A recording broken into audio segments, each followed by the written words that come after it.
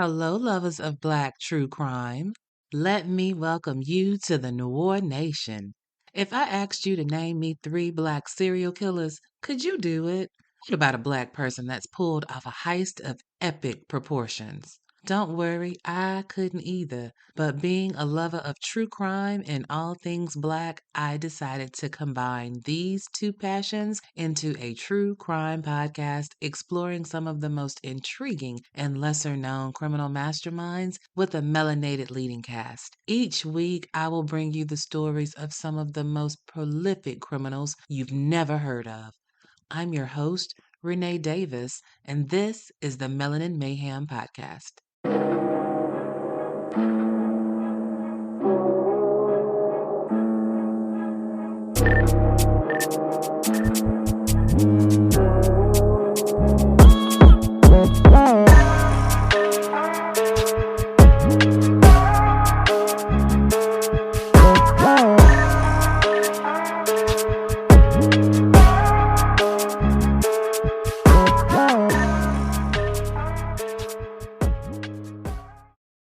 Hey, New One Nation. Welcome back.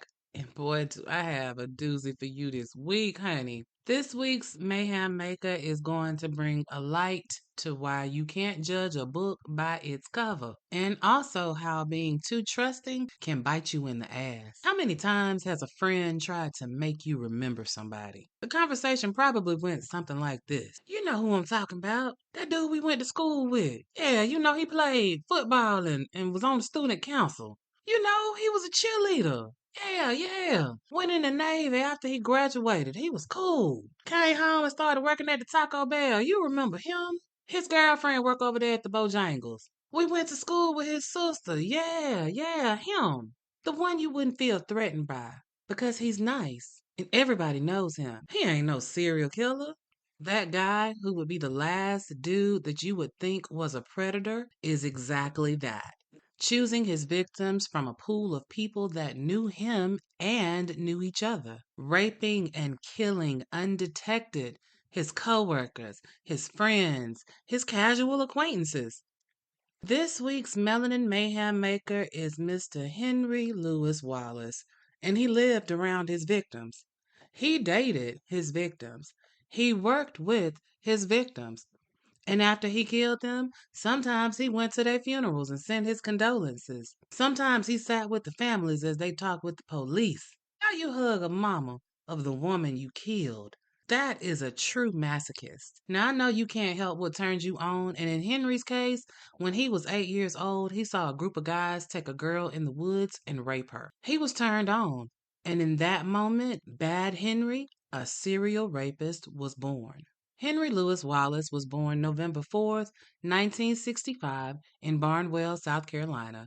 Population somewhere between 5 and 6,000 residents. So it's a small, tight knit community, the kind where everybody knows everybody else. His mama, Lottie Mae Wallace, raised Henry and his sister as a single mother. She worked at the textile factory where many of the other residents worked because it was a good job and it was one of the best paying in town, right? And as I said in the opening, Henry was a popular kid. They called him Bubba. He played football and basketball, and he was indeed on the student council and was a cheerleader to boot. And, ain't that a good way to get a lady to drop her guard around you by being a cheerleader? Yeah, that's a good look. Don't you always call the guys that are cheerleaders sweet and nice? Isn't that their description words for every male cheerleader that ever was? And remember that this is the early 80s, before male cheerleading was as socially acceptable as it is now. Some guys would take home egg to be around the ladies. Henry chose cheerleader. One of the cheerleaders on the team said, quote, "Remember him? He was very nice, considerate, very well dressed all the time. We never felt uncomfortable around him. We trusted him totally." End quote. He graduated in 1983 and went on to join the Navy after working as a DJ at the local radio station and marrying his sweetheart in 1987. You know that military check get that bump if you get married. If you know, you know. Well, at some point they split up. We don't know if they got the paperwork done though, so whether it was a legal divorce or whether they just called it quits, we don't know, but they didn't make it. So he's in the Navy and he is stationed in Bremerton, Washington. This is Washington State, not Washington, D.C. Now, the tea is that while he was in the Navy, he started messing with drugs, particularly crack. And I think there may be a little bit of truth to these allegations because old Henry started doing some crackhead shit, right? January 1988, again in Bremerton, Washington, he gets caught stealing a microwave, a TV, and a VCR out of a store. And when it's all said and done, they give him 38 days in jail and 24 months on parole. All right, we can roll with that. Crackhead behavior gets you some crackhead time. And remember, this is in Washington State. So I want you to remember this. This is his first offense. So he gets out of the military, and we're not sure if it was an honorable or a dishonorable discharge because, again, he's out there doing some crackhead shit. But he comes back home to Barnwell, South Carolina, somewhere around May of '89 and started working at the chemical plant in one of the neighboring towns. He was a chemical operator. He stayed there for a little bit more than a year. Now, we know that he's out here doing crackhead shit. And this is like first generation crackhead, so the boosting and the stealing he was stealing everything that wasn't tied down, right? So before you get ready to ask me, Renee, what's prolific about this? Ain't nothing prolific about being a crackhead. Well, you know I got you, honey. Here is what was going on under the surface of them crackhead tendencies. So remember when he left and headed to the Navy, everybody liked him, he was popular, and that did not change when he came home. And on March 31st of 1990, he was hitting on this 16-year-old girl named Viola from around the way. Now, mind you, Henry is 25 and she is 16, but y'all know how shit like that happens sometimes. Don't act like you don't know. Either way, she was down and they went out. So him and Viola, they go out, and at some point in time during the night, he asks her, "Hey, you need a TV?" And Viola was like, "Yeah." So Henry drives them to a motel. And he tells her, we can go get you a TV at one of these hotel rooms, right? At the motel, the do drop in. But as soon as they go in the room, Henry is on her.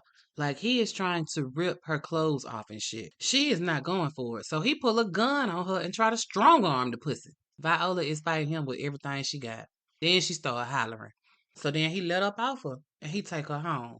I don't know how you go from about to rape me at gunpoint to okay, let's go and let me drop you back off at the house. But whatever, that's how it went down. And when Viola got to the house, baby, she went in that house and told her people what Henry had done to her. And baby, the next thing you know, a couple of days later, around April 2nd, 1990, the police is picking Henry's ass up. The charge is assault with intent to have sex with a minor female. Okay.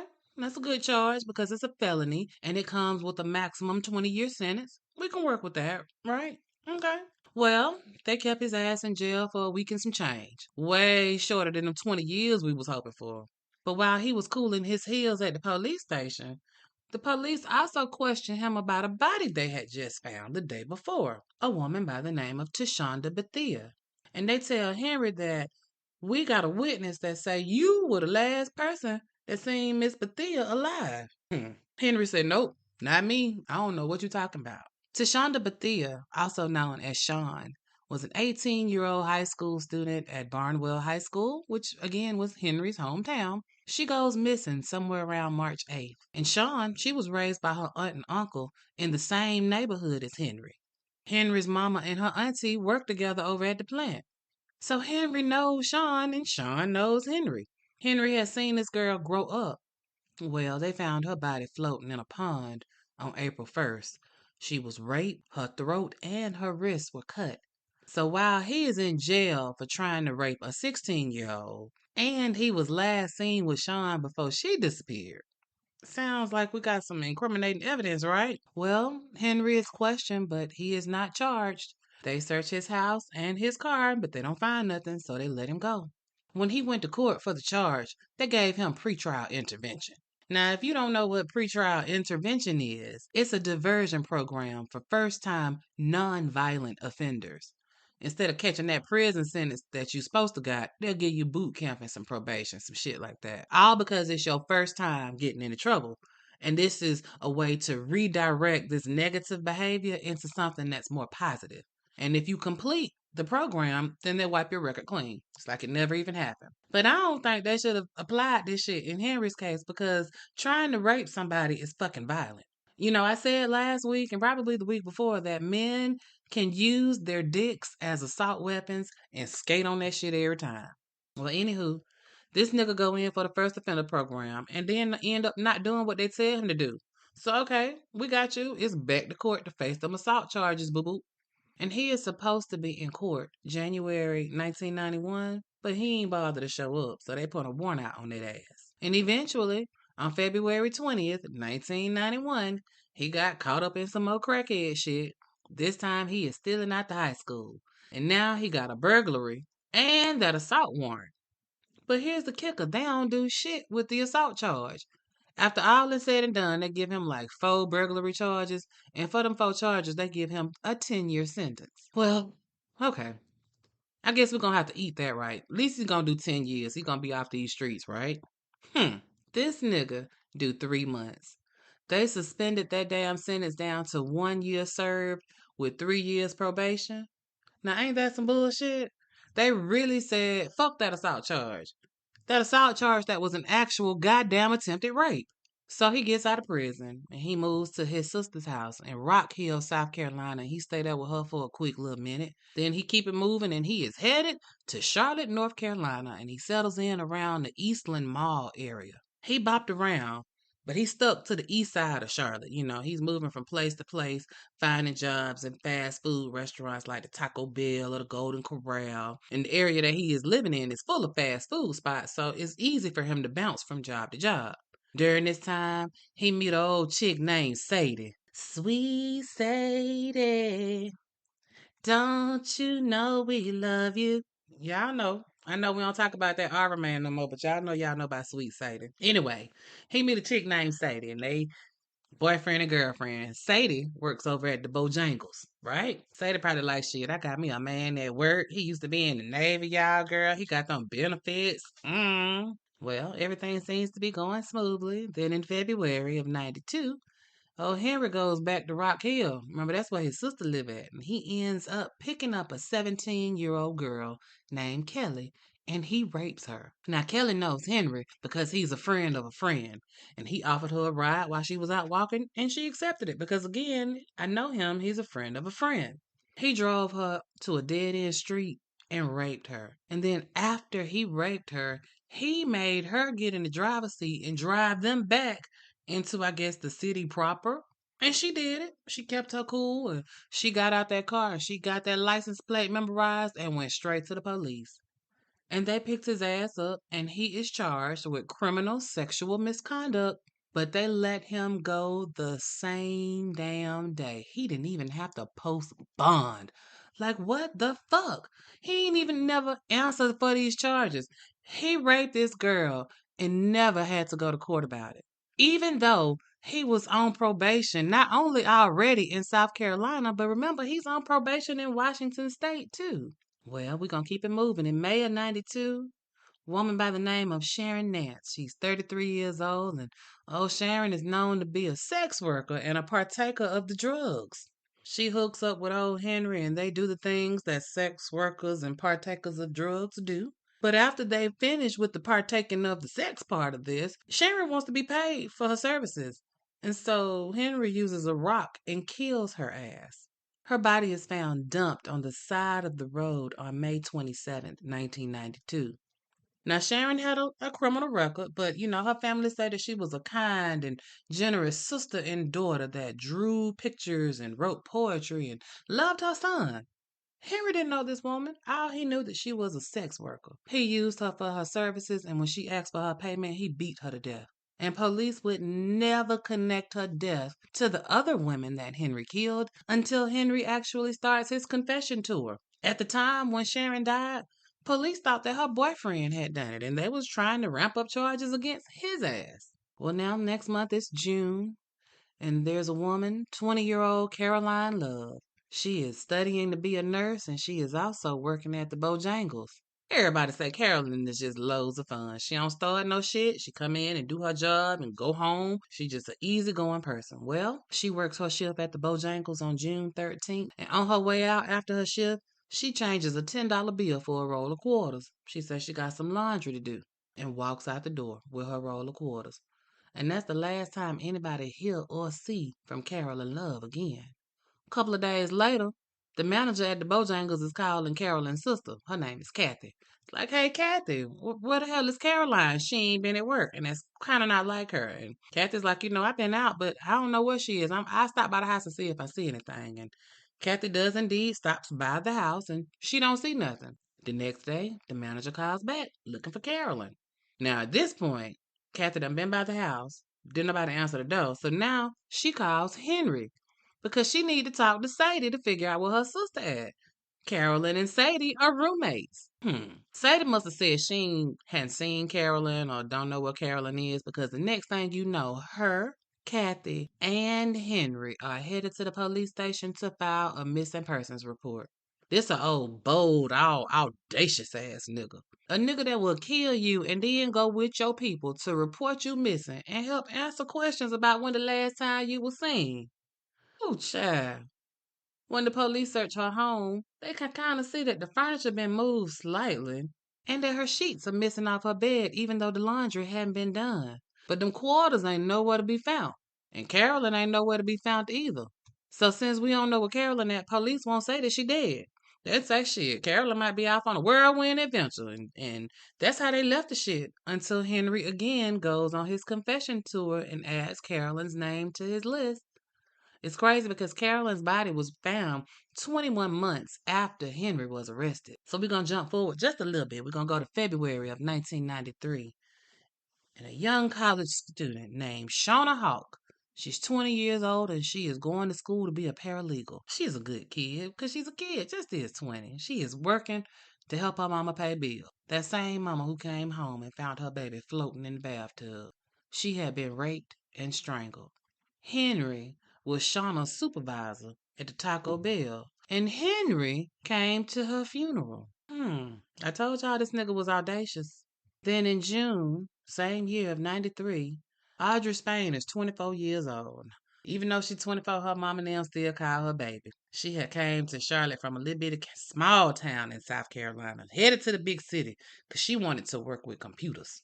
Well, life didn't go exactly how she planned, but she adjusted as we do. She wound up working at the Taco Bell. Well, guess who was her boss? Oh, Henry. She found a little clique to hang out with the Taco Bell crew, including Shauna Hawk, who just died in February, and Henry. God damn it. Don't you know Audrey is found raped and strangled on June 25th, 1993? Are y'all seeing a pattern here? Because goddamn Charlotte police damn sure didn't. Then in August, Valencia Jumper. She's a 21-year-old student that's majoring in computer science. She's also friends with Henry's sister. Police say that she went to sleep and she didn't turn off her stove and a fire broke out. And she is the unfortunate victim of a fatal dose of smoke inhalation. Now the family don't believe this shit because it's just not like her. That's not how they raised her. You was raised in the black community that before you go to sleep, you check them doors and you check that stove before you get into bed. But okay, police, if this is what you saying happened to our sister, our daughter, that she died from smoke inhalation because of an accidental fire. Okay. But after the fact, after Henry goes on his tour of confessions, it comes out that she was actually killed by Henry and that he had set fire to her apartment to make it look like she had died in an accidental fire. But here's the gotcha. Another medical examiner does another autopsy on Valencia. This second medical examiner and the third don't find no smoke in her lungs nor any CO2. How the fuck you die in a fire and you ain't got no smoke in your lungs?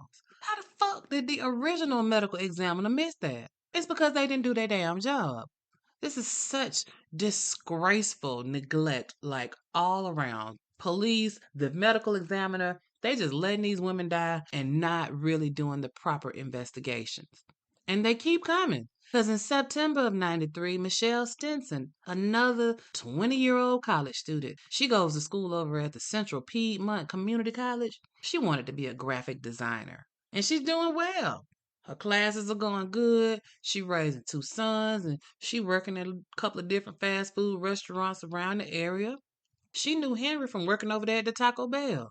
And on September 15th, 1993, ooh, that's my birthday, a friend stopped by Michelle's house because he hadn't seen her. And one of her young sons, little baby boy named Ernie, he wasn't but 3. He answered the door. Now, first and foremost, when the 3-year-old comes to the door, you know it's a problem. Little baby Ernie came to the door and said, "You know what? My mama in there on the floor asleep." Henry had raped and stabbed her to death while her children was right there and then left her children to be there with her body. Nasty, low-life, degenerate motherfucker. And he ain't through. Now, he's still out here doing crackhead shit, because in February of 1994, he is arrested for shoplifting at the Eastland Mall. And you know what's crazy is if the police had just run his name through the system, they would have seen that he had outstanding warrants for probation violations in Washington State and South Carolina. But they didn't do that. They didn't do the minimum amount of work that is required by their job. They didn't run his name. They let him go. And now more women are going to die because of their negligence in doing a damn job. That all happened February 4th. That's the beginning of February. End of February, Vanessa Mack, 25 years old, is raped and strangled in her apartment. You see, Henry met Vanessa through her sister, who worked with him at the Taco Bell. He was telling people all around that, "Oh, I just love me some Vanessa. Ever since I laid eyes on her, I love me some Vanessa." So everybody knew that Henry and Vanessa was friends. And Vanessa had a little girl. She was a little 4-month-old baby. They said Henry was quite smitten with that little baby, too. That same little baby who was left on the sofa right there with her dead mama after Henry killed her. And you know this motherfucker went to her funeral too? Bold and audacious, honey. I'm telling you, audacity is on sale 2 for 1. So that's February. He's ramping up. March 9th, 1994, Henry goes back to that same apartment complex where he got Vanessa. And now he has got another victim. Her name is Brandy Henderson. Brandy is at home with her 10-month-old son doing regular everyday mama stuff, 10 months old, that's a lot of diaper changing and feeding and burping and naps and washing and all of that shit. But she's just doing regular shit, right? Her boyfriend is gone to work, and guess who pop up over her house? Her friend Henry, that her and her boyfriend used to work with at the Golden Corral. He good people. So Brandy let him right on in. And while Brandy is holding her 10-month-old son, Henry assaults her, raping her and strangling her while she is holding her damn baby. Y'all heard me. He did this heinous bullshit while she had her baby in her arms. Can't you hear her begging him and pleading with him? "Please don't do this in front of my son. Please don't do this. I ain't gonna tell nobody." And he did that shit. Her baby daddy, boyfriend, whatever you want to call it, came home later on that night after his shift at work, right? He walked in to find his baby is gasping for air. His baby has a towel wrapped around his neck. He take that towel off and turn around to see his girlfriend laying on the bed. She got a towel around her neck too, but it's too late for her. I said it last week. I'ma say it again. It ain't a spot in hell that's hot enough. It ain't no hole deep enough for an audacious motherfucker that would kill a young woman while she holds her baby and then try to kill the baby too. You a old need to been dead type of nigga. But I digress, because I ain't through with this story. On March 9th, same day, Betty Balcom, they call her Susie. She is 24 years old, and she's also a co-worker. She worked with Henry's girlfriend Sadie over there at the Bojangles. She a manager at Bojangles. They say old Susie's a hard worker. She don't never lose her cool. She don't even curse. But March 10th, 1994, her family got worried because they hadn't heard nothing from her, and that wasn't like Susie. So they called over there to the apartment complex and asked, could somebody please go knock on her door? Just make sure everything all right. And back in this time, people would do stuff like that. So a staff member did indeed go on over to Susie's apartment, and what they found was Susie dead in her apartment, strangled. Her car ain't nowhere to be found. But they do find it across the street from her apartment in a shopping center. And when they processed that car, guess whose fingerprint they found inside of it? Oh, Henry. Guess how old Susie died too? She was strangled with a towel wrapped around her neck. It's only now that Charlotte is starting to see a pattern. Like, what the fuck did it take you this long for? And now they're getting up off their asses and they're gonna do some investigating. It's a little late now because this nigga's on a spree. March 12th, 1994, Deborah Ann Slaughter. She's 35 years old and another co-worker of Henry's girlfriend at the goddamn Bojangles. Now, she been complaining of back pain, and she told her mama she was going to go to the chiropractor and go get some worked out because this back is killing her. So on March 12th, 1994, when her mama come in the house and see her lying on the floor, she just thought that she was stretched out on the floor to ease her pain. Y'all know how we'll do sometimes. We'll lay on that floor on that hard, flat surface and it'll give you some pain relief, a little bit. So her mama walk in and she is talking and carrying on like mamas do when they come in the house. But Deborah Ann ain't saying nothing back. So when she get a little bit closer, Lord have mercy, she realizes that her daughter is not just laying down on the floor. Her daughter is dead, stabbed and strangled, cold on the floor. That has got to be the most awful thing in the world to walk in your own house and find your own child with a towel around their neck and multiple stab wounds dead on the floor. Now, Henry laying low because he's, I guess, starting to feel the heat. He's also a crackhead still at this time. And he goes over to a friend of his house and he's trying to act normal and shit. And they over there watching wrestling and shit. But his friends feel like something is a little bit off. Henry ain't really bathing. He wearing the same clothes every day and he ain't just got nowhere to be at. Typical crackhead behavior 101, right? So then Henry tell his friend, you know what? I think I'm ready to go back to my hometown. I think I'm gonna go on back to Barnwell, right? Cause me and Charlotte, I done did everything I need to do in Charlotte. I'm ready to go back home. Y'all think y'all can help me get on back to the house? And you know these are his friends, and they are down to help. And they gave him $2 to catch the city bus to get to the Greyhound station, and a bill for the road, right? Then the police start banging on their door. So Henry don't never make it to the bus station. The police arrest him hiding in that same friend's bathroom. They also found the body of Caroline Love, who been missing since June 13th. Remember, she was that young woman who got them quarters to do that laundry after she got off work. The one who Henry went with the sister to file the missing police report? Yeah. They just found her body the same day that they've arrested Henry. But they are not connecting her murder with Henry, right? But the police are pumped. Even though they've been sitting on their ass for 2 years, now it's all systems go. They think they got Henry in the hot box for the two murders for Brandy Henderson and Betty Balcom. And they are interrogating him and he ain't cracking. He is sticking to his story and he don't know what they talking about. So they question his ass all night. And he play in their face all night. And at some point in time, for whatever reason, he tells them that he know an investigator named Tony Rice that questioned him back in the day about Carolyn Love's murder. So the police are like, okay, he gonna tell us about a detective that he know. Maybe we should bring this detective that he knows in. And they do just that. This may be the opening that we need. This detective, his name is Tony Rice. Get him on down there to the police station. And when Tony comes in, now mind you, they've been interrogating Henry all night. So when Tony gets there, it's Sunday morning, sun's coming up, and when Tony walk in, they say first thing he do is he starts leading them in prayer. And for Henry, that must have been the magic word, baby, because he starts crying. You know, when you start hearing the Lord's words, it'll make them tears come to your eyes. And Detective Tony, in his soothing voice, tells Henry, you know, son, it might be time to cleanse your soul. Unburden yourself. Henry's still crying and all choked up and shit. And so old Detective Tony Rice, he just hand Henry a notebook and said, you know, sometimes you ain't even got to say nothing. Maybe it's easier to just write it down. And that's exactly what Henry does. He starts writing and he continues to write name after name after name.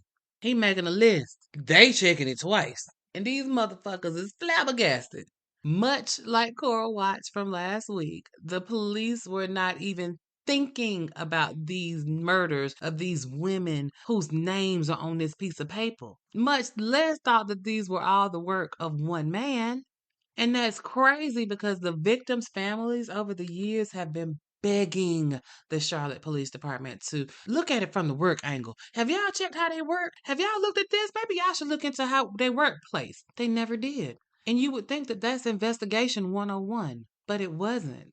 Henry gives them the names and dates and details over the next 10 hours. So it takes a couple of years for the case to go to trial because Henry's lawyers did what defense lawyers do. They challenged everything they could do. They did all they could to drag this thing out. But finally, at the end of September 1996, jury selection starts. When they finally get down to business, the state is pushing for the death penalty. and Henry's lawyers are pushing for life in prison. And for the next 4 months, the state would put forth 400 exhibits, 75 witnesses, and 7 hours of a taped confession. It took a couple of months, but finally, on January 7th, 1997, a Mecklenburg County jury finds Henry Wallace guilty of 9 murders. And on January 29th, 1997, Wallace receives 9 death sentences. And he made a little funky ass statement after the verdict was read. He said, quote, "None of these women, none of your daughters, mothers, sisters, or family members in any way deserved what they got. They did nothing to me that warranted their death." End quote. No shit, Sherlock. Like, what the fuck? You could have kept that shit, Otis. Now, since January 29th, 1997, Henry has been on death row in Central Prison in Raleigh. That's been more than 27 years. And while old Henry might be waiting on that long kiss goodnight, that did not stop this nigga from wooing the ladies. Because do y'all know that in June of 1998, this nigga got married to a woman that used to be a prison nurse? I ain't even gonna mention her name, because, ma'am, you need help. They got married in a ceremony right next door to the death chamber where he gonna eventually end up at. God bless her soul. You know what? But just bless your soul, child. Like, of all the no good men that are out here free and single, you choose a raping murderer on death row to be your happily ever after? One of my favorite podcasters say you have to find the lid to your pot, and I guess everybody got a pot to their pot and lid that matches. But ma'am, he on death row. He ain't gonna never get out. Y'all ain't gonna never consummate this marriage. But that's what you want? This nigga talk game that good? Stop it. I just can't. At this point, for Henry's crimes, it's the late 80s, early 90s. This is during a time when Bill Clinton is the president. And Lewinsky ain't even a thing yet, right? The country is doing good and everything is great, right? Yeah, except for the unknown number of serial killers out here serial killing. Like the one I told you about today. He was your homegirl's best friend's boyfriend. He was your coworker at the restaurant. You friends with his sister. He that dude that everybody know, right? And that's what's so scary about this. He killed 11 people that he worked with, that his girl worked with, or that his sister knew. And he got away with that shit. And I don't even know if we call this greedy or sloppy because he was greedy and sloppy the entire time. And a recurring theme in these cases, the police suspected him of crimes, but he managed to slip through the cracks. Our judicial system got too many goddamn cracks and fissures. You know, it seems like on the one hand, it seems like black and brown people get snatched up and caught without issue. The jails are full of people with melanated hues. But there also seems to be an alarming amount of killers and rapists and scammers that never get caught up in the system. And it's really off putting to think about this shit. You know, as I've been researching the depths of the internet for content, I am amazed how many I find that have been out here doing this shit for a long time and never faced the consequences of their heinous crimes. But I know countless people that was snatched up for selling drugs. Maybe the police should focus on crimes that actually end lives immediately instead of the war on drugs. How about a war on killers? How about a war on rapists? Okay, I'm down for a war on scammers and squatters. For me, that's money better spent, at least in my opinion. I'm not saying that drug cases shouldn't be prosecuted, but goddamn, we got to do better because this nigga was killing for 2 years in his social circle. This wasn't a 6 degrees of separation type of thing either. He could be linked to all these women. The police in Charlotte were straight trash. They didn't try to solve these crimes. 6 women died that worked for Taco Bell. I ain't no cop, nor do I play one on TV. But fuck it, I see a pattern here. Maybe somebody that worked at the Taco Bell is killing these Taco Bell employees. You think? 3 women killed that worked at the Bojangles. Again, I'm not a cop, don't play one on TV either, but it sounds like a solid lead to follow to see who at the Bojangles might be killing employees. Oh, this nigga Henry work at the Taco Bell? Oh, his girlfriend work at the Bojangles? Maybe Henry did it. We got a previous charge against him for raping and strong arming a bitch. How the fuck did it take them 2 goddamn years to put the goddamn puzzle together? But let that had been Becky and Todd over there at the ice cream parlor. What's so frustrating is that when their feet were held to the fire about their laziness, sloppiness, ineptness, whatever nest you want to call it, the police blamed this shit on the crack epidemic. They said that there was a rise in crack deaths. So these girls just kind of got lost in the sauce. Excuse me.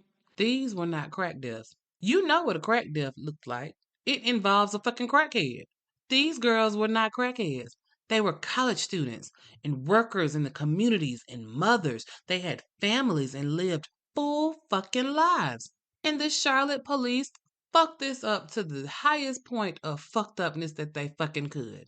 So many of these beautiful black women did not have to die. They didn't even realize it was a serial killer or a serial rapist on their hands. They really tried to categorize all of these deaths as a result of the crack epidemic. 9 women are strangled with a towel, but the police don't see a pattern. 11 women are raped and strangled, but they don't see a connection. Gross negligence, motherfuckers. Tell me you don't give a fuck without saying it. It hurts so bad as a black person to know that this happened to these families. And it absolutely kills me that I also know it's still happening. It's happening right now, today, and tomorrow. Someone's loved one is missing, and the police have not linked it to its true source yet. Some law enforcement agency hasn't pieced it together that these crimes are connected. We are going to have to start taking this into our own hands because something has got to give. We're going to have to start doing the heavy lifting ourselves, y'all, because something has got to give. I've talked about how we are discounted by law enforcement. And I read something while researching this case. I got a quote from the spokesperson for the North Carolina State Law Enforcement Division, a man named Hugh Munn. Not human, but Hugh Munn, Munn. He said this about Henry when they were talking about how the police were looking at him. He said, quote, they considered him a penny ante crook, end quote. Y'all keep on thinking that. It's going to keep on being to the embarrassment of the cops and to the detriment of our community. We have got to do better. And we got to do better now because we don't have no more time to waste, y'all. These motherfuckers are out here and they are killing us heinously over and over. And don't nobody care. Don't nobody see. Don't nobody know. All right, I'm going to put my soapbox up for this week. This has been the story of Mr. Henry Louis Wallace, one of the most prolific serial killing, serial raping motherfuckers you ain't never heard of, but was out here in these streets, all in our faces, doing it. I hope you've enjoyed this week's Melanin Mayhem Maker. One of the main reasons I'm doing this podcast is to educate.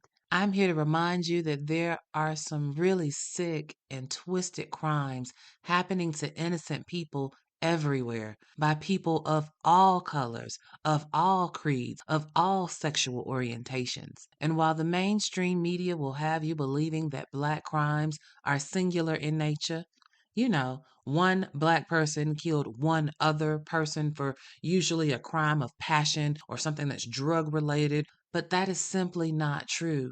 We are out here. We have been out here heavy, doing all kinds of bullshit. And we've been getting away with it because this myth that has been spread far and wide that black people don't do this kind of stuff is just that. It's a myth. And we are being discounted. And that is to our detriment because in many cases, these criminals hunt among the people that they are most comfortable with, the ones that look like them. Remember, there used to be a time when, as a black person, you would hear about a crime and immediately say, I know they weren't black. And once upon a time, we thought that that was true. But as this podcast shows, this stuff has been going on for a long time. Those days of being naive and having our heads stuck in the sand have got to be over, boo boo. I am one of the keepers of the oral history of some of the sickest skeletons in our collective melanated closet. And because I want you to know that some shit has popped off that didn't get no play that you really need to know about. And besides, you like true crime, right? I hope that you have found this episode interesting and informative. And if you did, why don't you drop a review and tell me all about it? And then I need you to tell a friend, to tell a friend, and then tell your mama and them to join the New War Nation. Melanin Mayhem would love to hear from you. You can find us on all the socials: Facebook, Insta, X. We're at Melanin Mayhem Podcast or at Melanin Mayhem Pod or at Melanin Mayhem PC, depending on which platform you are on. And if you know of a melanated baddie that you'd like for me to do an episode on, you can reach out at melaninmayhempodcast@gmail.com. Until next week, y'all, stay vigilant. And remember, if you stay ready, you ain't got to get ready. New Orleans Nation is one love, and we are out.